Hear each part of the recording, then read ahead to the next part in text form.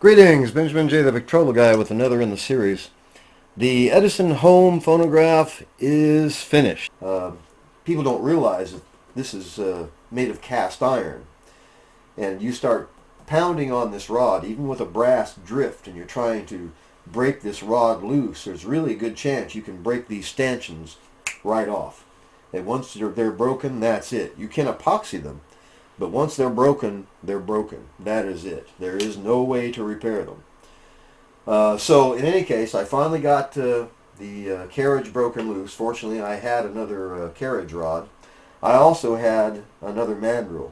Now, as you know, the home phonograph, this is its weak point right here, is this really, really finely threaded shaft. And this drives, of course, the half nut rides on it, and this drives the carriage across the cylinder.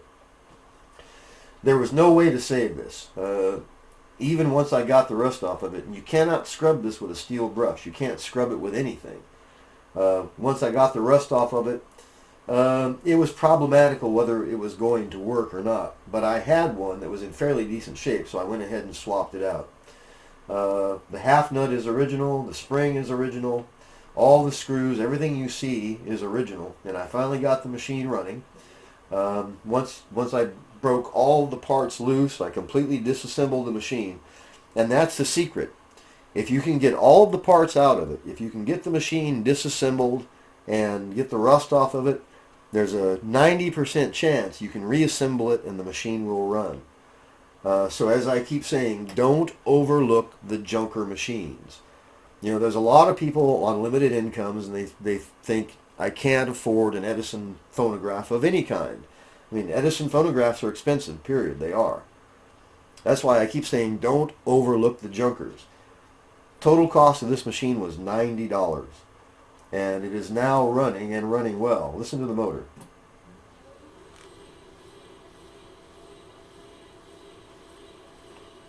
This machine runs really well. So bit by bit, I did a couple videos over the last couple days as I made some progress. And today, if you look at the video I posted yesterday, this cabinet was just absolutely still trashed. I mean, it was about the color of a popsicle stick, and it was just bristling with splinters. It had completely fallen apart. In the video I shot yesterday, the only thing that was actually holding it together was the weight of the machine itself.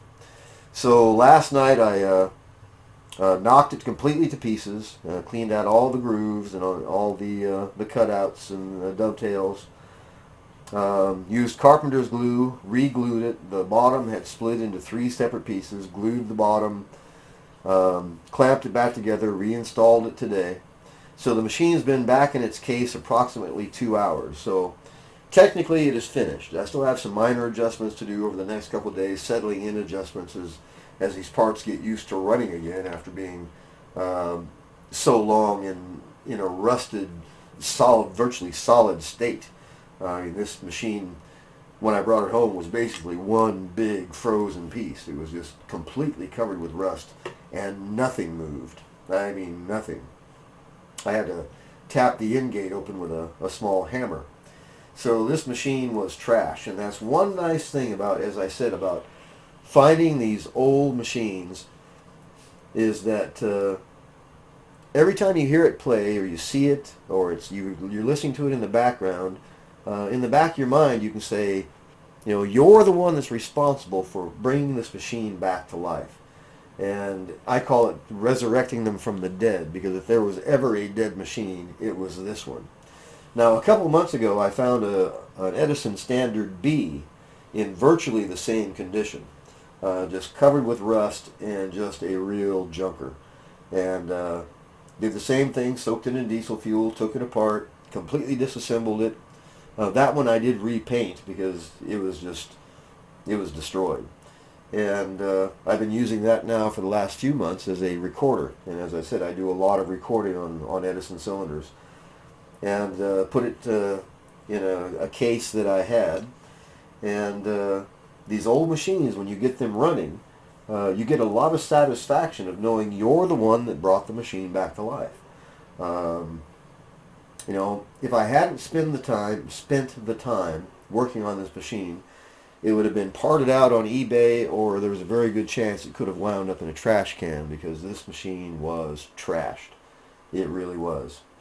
But it's up and running, and the case is complete. And although it's never going to win a prize as being the best looking Edison home phonograph around, it's presentable, it looks nice, it works well. And the secret of a phonograph, of course, is how it sounds. I mean, that's the idea, is a phonograph is made to listen to, not to look at. Although everyone wants a nice machine, but I think this would definitely pass muster. It's nice enough now that I could take it down to my shop and sell it. I never would, because I built it with the intention of using it. And I do a lot of demonstrations at high school campuses, and I do a lot of public speaking where I take the machines out and demonstrate how to record on an Edison cylinder phonograph. And that was one of the reasons I wanted to save this one, because this is the perfect kind of machine to haul around. It's presentable, it looks nice, but best of all, it runs well and sounds good.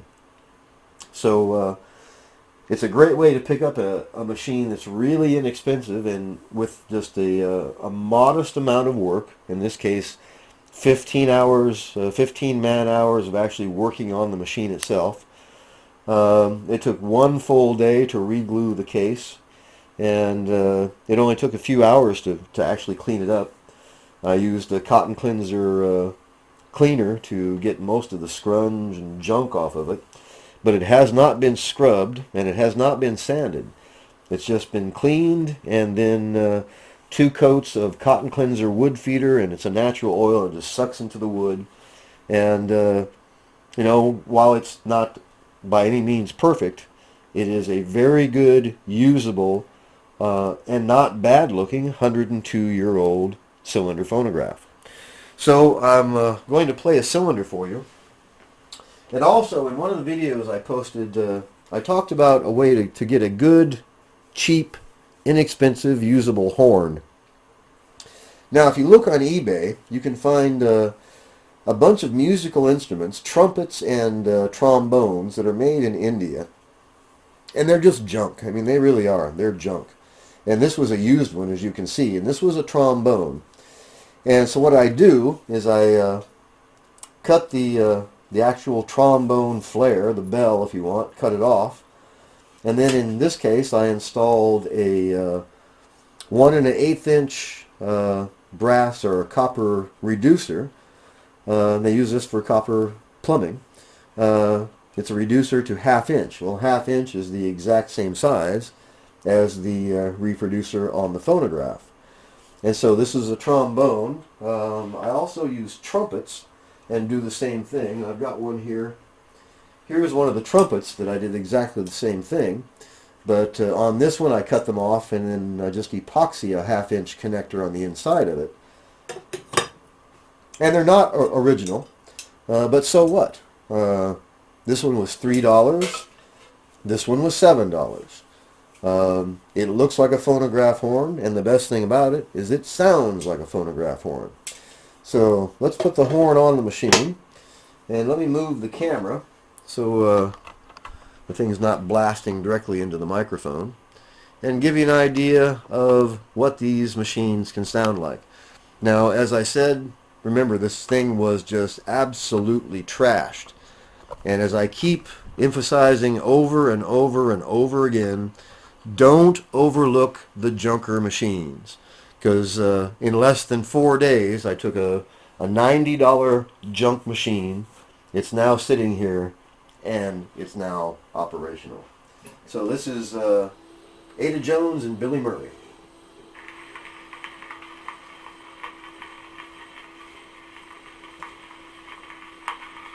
Will You Be My Teddy Bear, sung by Ada Jones and Billy Murray, Edison Records.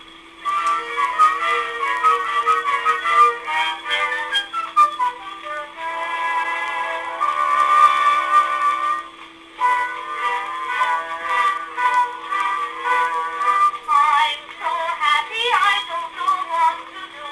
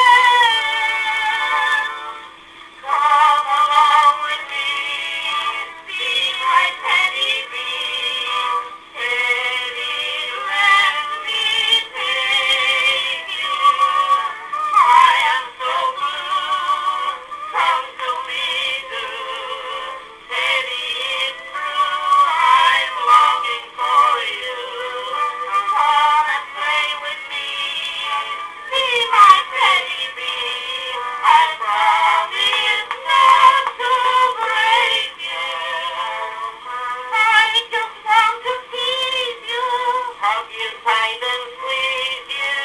Won't you be my teddy? Oh, I love you so. Be my little teddy bear.